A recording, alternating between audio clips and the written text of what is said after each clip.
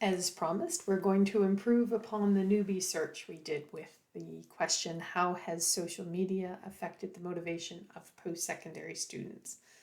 We're going to use that same question, but we're going to put into play the brainstorming that we did. So let's go to the library, which you can get to from the college homepage, current students, library. We're going to go straight to databases because we know what we want to search. And we're going to go into Academic Search Premier. It's a really nice, big, multidisciplinary database. Really good for our purposes. Since our question doesn't really pertain to a specific discipline like business or health, it's more general. We're going to go straight to Advanced Search. And rather than me typing in front of you and you watching me make many, many mistakes, I'm going to pause it here and I'll come back when I have everything typed in. Stay tuned. Welcome back. I fixed all my mistakes in typing. So you'll see I've added all our synonyms here for post-secondary, our synonym for student, and all our synonyms for motivation. You'll see my typing's a little bit different from yours, or than yours would be, so we'll cover that in a little bit. And our final one, social media, and our synonyms for social media.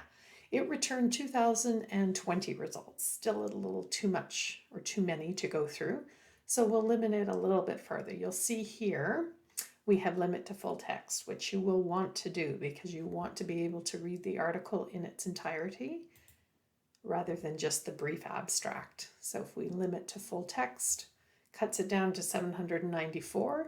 You can do a little bit more though. You're in the journal databases for articles, looking for articles because they're the most current research. So rather than looking at the last 35 years, let's just look at the last 5. So we can limit to that, and we have 446, which is actually very doable, not a bad result at all. Before we stop though, and I will stop to go over my kind of weird typing, I want to draw your attention also to the fact that we used keywords up here. So we were using our own language to search the database. We'll do much better if we use the language of the database. And it is kind of like learning a new language, so we'll take it slowly. You'll start to notice below every article, they have subjects. So that's what someone has gone in and said, this article is actually about this thing. So we've used keywords. If we can flip our keywords to subjects or flip our language to the language of the database, we'll get much more specific resources and we'll get them a lot faster.